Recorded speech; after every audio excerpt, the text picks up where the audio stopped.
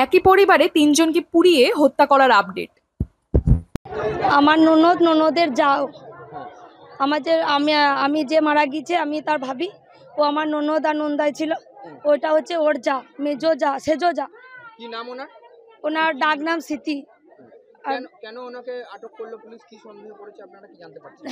আমরা জানতে পারছি ওর সঙ্গে যারা পরিকল্পনা করে মারা হয়েছে ওর সঙ্গে অবৈধ সম্পর্ক ছিল তার।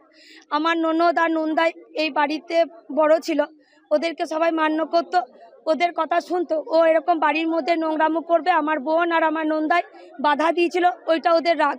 কার সঙ্গে মানে এই অবৈধ সম্পর্কের কথা বলছেন, কার সঙ্গে ছিল মানে আপনাদের? ওর নাম কি? চন্দন।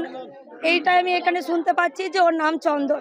ও চন্দন ডাক্তার। ও আমার বোনের বাড়িতে আসতো, আমার বোনকে কিছুদিন আগে মিষ্টি মিষ্টি ভাষায় থিয়েটার দিয়ে গিয়েছে বলছে। আমরা সেটা এখন এখানে এসে জানতে পারি। তাহলে কি ওই অবৈধ সম্পর্কে বাধা দিত বলে এরকম হয়েছে।